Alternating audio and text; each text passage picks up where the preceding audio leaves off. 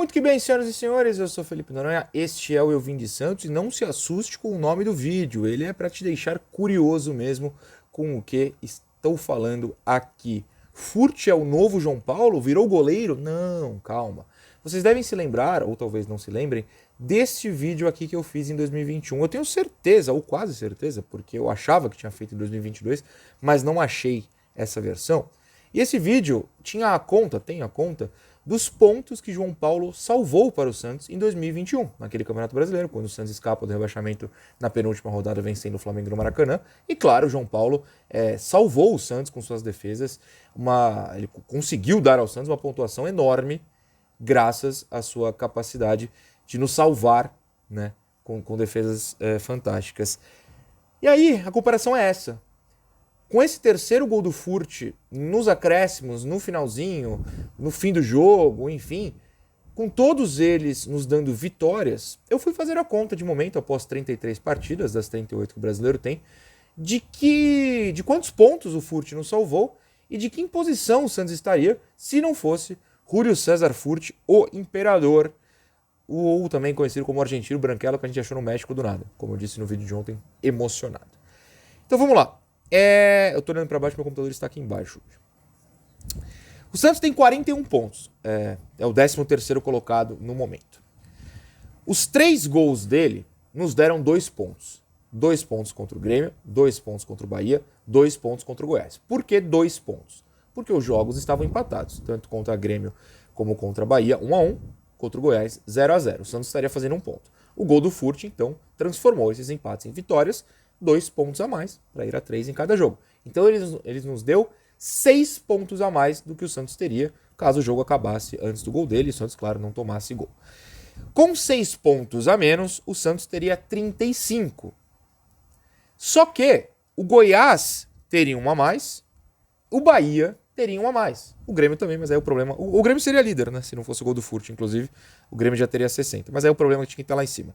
Nós que estamos lá embaixo, infelizmente, temos de fazer a comparação com Bahia e Goiás. O Bahia teria 38 e o Goiás teria 36, com esse pontinho a mais dos jogos contra o Santos. Como o Santos cairia para 35, o Santos estaria atrás dos dois, também do Vasco e também do Corinthians e também do Cruzeiro. O Santos, sem os 3 gols do Furt, partindo do princípio de que nada mudaria nos jogos até o final, o Santos seria o 18º colocado com 35 pontos, 1 atrás do Goiás, 2 de Cruzeiro e Vasco, 3 atrás do Bahia e 6 atrás do Corinthians, times que, graças aos gols do Furt, estamos na frente.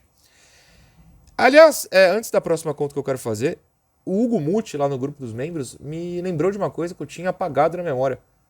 Os 3... Essa primeira parte eu lembrava, não lembrava a segunda. Eu lembrava que os 3 gols do Furt, obviamente, foram de esquerda. O Furt é destro. Eu tinha apagado da memória isso. Até fui olhar os gols de pênalti, né? Porque geralmente você bate pênalti com a sua perna boa. Os gols de pênalti que ele fez lá no México, no Santos, obviamente, ele ainda não bateu.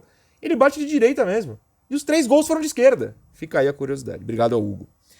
E aí um outro membro me ajudou, o Tadeu. Por quê?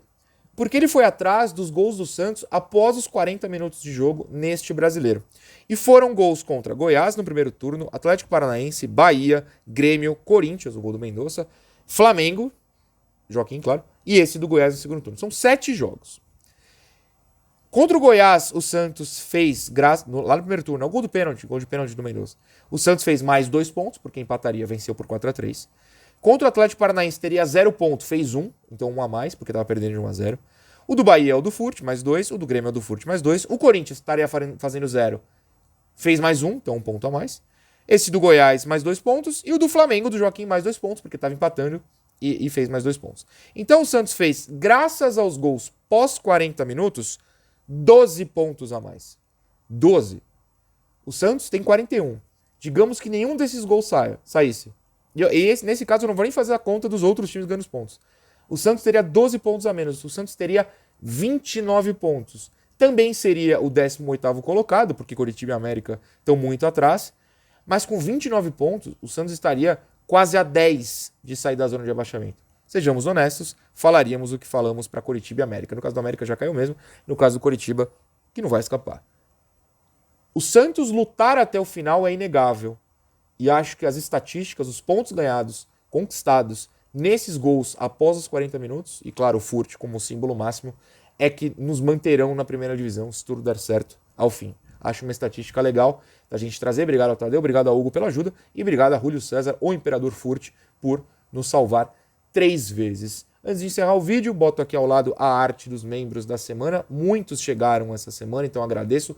Outros tantos mais antigos renovaram. Como eram muitos nomes, coloquei só entre aspas, né? Vocês estão vendo a quantidade nesse vídeo.